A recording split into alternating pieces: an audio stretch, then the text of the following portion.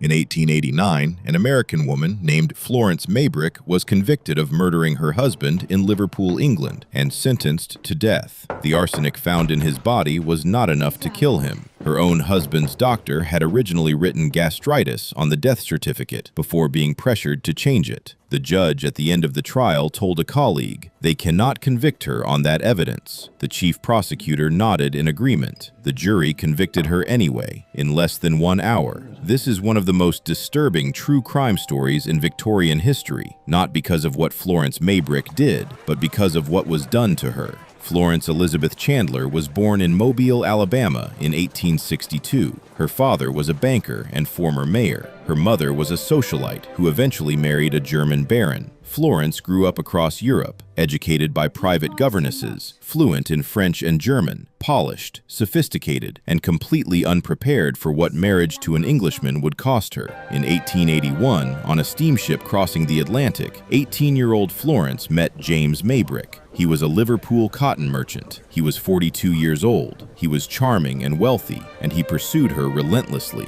They married that same year. She moved to Liverpool. They had 2 children, and almost immediately the marriage began to collapse. James Maybrick had a secret. He was addicted to arsenic. In Victorian England, arsenic was used as a stimulant, a pick-me-up, taken in small doses by men who believed it improved their energy and performance. James had been dosing himself for years. A Liverpool chemist confirmed he supplied James with an arsenic mixture up to 5 times a day. The house at Battlecrease in Aigburth contained arsenic in multiple rooms, in powders, in medicines, in compounds. James Maybrick was, by any modern definition, a chronic arsenic user. That fact would become the most inconvenient truth of the entire case. He also had a common-law wife named Sarah Robertson, with whom he had 5 children. Florence discovered this. She responded by beginning an affair of her own with a younger cotton broker named Alfred Brierly. In a Victorian household, this was not an equal arrangement. James's infidelity was known and tolerated by everyone around them. Florence's was considered a moral catastrophe. In April 1889, Florence was seen soaking flypapers in a bowl of water in her bedroom. Flypapers contained arsenic, used as a cosmetic wash, an entirely common Victorian practice documented at the time. The servants, who already disliked her, reported it immediately. Then, in May 1889, James Maybrick fell seriously ill. Florence wrote a letter to her lover, Alfred Brierly. The nanny intercepted it and handed it to James's brother. James's brothers took control of the house. Florence was placed under household arrest, banned from her own husband's sick room. On the 11th of May, 1889, James Maybrick died. The post-mortem found traces of arsenic in his body, not a fatal amount. The medical examiners confirmed the levels were not sufficient to cause death. It did not matter. Florence was arrested within days. Her trial opened at St. George's Hall, Liverpool in July 1889.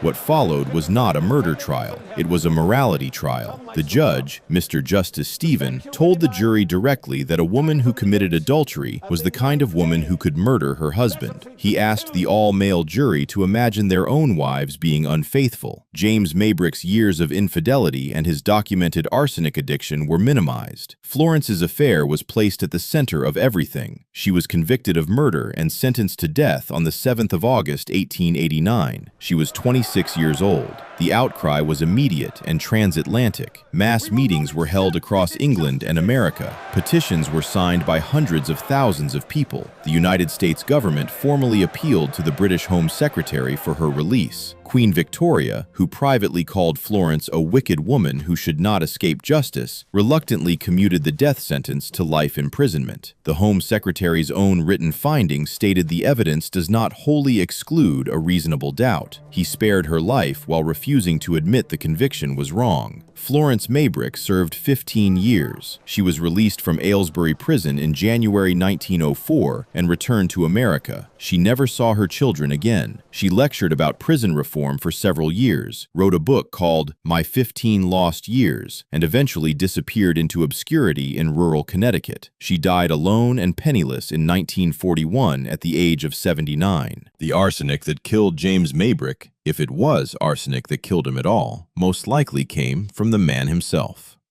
The true crime documentary record of this case, preserved in trial transcripts and the testimony of her husband's own chemist, has never produced a single piece of evidence that Florence Maybrick murdered anyone. What it produced was a conviction built on adultery and a sentence built on the word of a judge who had already decided what kind of woman she was. This has been Dark Verdict. Every case is real. Every detail is sourced. Every verdict is final. Subscribe for a new true crime documentary case every week and leave your verdict in the comments below.